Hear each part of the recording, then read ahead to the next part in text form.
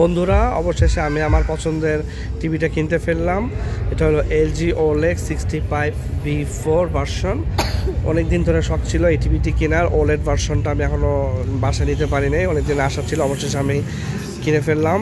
1260 euro দাম, আলহামদুলিল্লাহ। এর সাথে একটা এলজি সাউন্ড বার কিনে ফেললাম। এখানে কারেন্টলোর মধ্যে অলরেডি এলজি সাউন্ড বার নিয়ে নিয়েছি এবং সাথে একটা এলজির মাইক্রোওভেন আমার নেওয়া আছে, সাথে ওয়াল মাউন্ট। তো খুবই মনের আশা ছিল যে এই টিভিটা কিনবো, এর সাথে একটা সাউন্ড বার কিনবো।